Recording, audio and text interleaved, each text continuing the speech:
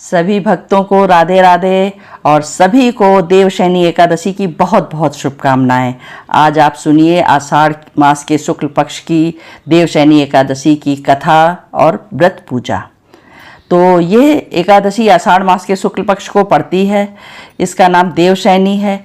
भगवान के उच्च कोटि के भक्त भगवान की प्रसन्नता के लिए बड़ी श्रद्धा से एकादशी का व्रत पालन करते हैं। व्रत करने के बदले वे भगवान से सांसारिक सुख, स्वर्ग सुख, योग, सिद्ध तथा मोक्ष आदि की अभिलाषा को छोड़कर केवल हरि भक्ति व हरि की सेवा ही मांगते हैं। इस एकादशी व्रत की शुरुआत दशमी तिथि की रात्रि से ही हो जाती है। दशमी तिथि की रात्रि को भोजन में नमक नहीं खाना चाहिए। अगले दिन प्रातःकाल उठकर दैनिक कार्यों से निवृत्त होकर व्रत का संकल्प करें। भगवान विष्णु की प्रतिमा को आसन पर आसीन कर उनका षोडशोपचार सहित पूजन करना चाहिए। पंचामृत से स्नान करवाकर तत्पश्चात भगवान को दीप, धूप, पुष्प आदि से पूजा करनी चाहिए। भगवान को तांबूल, पुंगी फल अर्पित करके मंत्र द्वारा स्तुति करनी चाहिए। इसके अतिरिक्त शास्त्रों में व्रत के जो सामान्य नियम बताए गए हैं उनका सख्ती से पालन करना चाहिए। इस व्रत को करने से समस्त रखने वाले व्यक्ति को अपने चित्त, इंद्रियों, आहार और व्यवहार पर संयम रखना होता है। एकादशी व्रत का उपवास व्यक्ति को अर्थ काम से ऊपर उठकर मोक्ष और धर्म के मार्ग पर चलने की प्रेरणा देता है। अब इसकी कथा।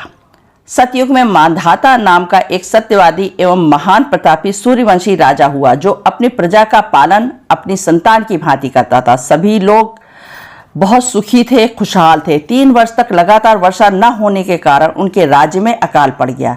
यज्ञादि कार्य भी नहीं हुए। लोग अन्न के अभाव में कष्ट पाने लगे। दुखी राजा मांधाता कुछ सेना को साथ लेकर वन की तरफ चल पड़ा। वर्षा न होने का कारण पता लगाने की इच्छा से वो अनेक ऋषियों के पास गया। अंत में ब्रह्मा जी के पुत्र अंगिरा ऋषि से मिला और तुरंत वर्षा का उपाय पूछा। ऋषि अंगिरा ने राजा को आषाढ़ मास के शुक्ल पक्ष की पद्मा यानी हरिशयनी एकादशी का विधि पूर्वक व्रत करने के लिए कहा। राजा ने सच्चे भाव से व्रत किया, जिसके प्रभाव से खूब वर्षा हुई तथा अन्न उपजने से सारी प्रजा प्रसन्न हो गई। जिस तरह उनकी सारी प्रजा प्रसन्न हुई और उनकी इच्छा पूरी हुई, वर्षा हुई, उसी प्रकार अगर आप हरिशयनी व्रत रखते हैं तो आपके भी जीवन में खुशहाली आएगी और आपके सारे दुख दूर हो जाएंगे। तो आप सभी से निवेदन है, अगर आप रखना चाहते हैं तो आप ये कथा सुनिए और इसी की पूजा विधि से पूजन करिए और नियम संयम से व्रत रखिए। आपको भगवान श्री हरि वो सारे दुखों से दूर करेंगे जो अगर आपके जीवन में है, या आपकी जो भी मनोकामना है वो भी आपकी पूर्ति करेंगे। तो इस तरह से एकादशी का व्रत रखना शुभ होता है, हर कोई रख सकता है।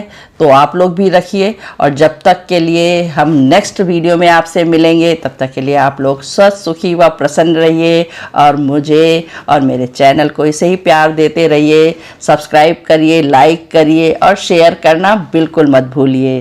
तो सभी को राधे राधे। मिलते हैं नेक्स्ट वीडियो में।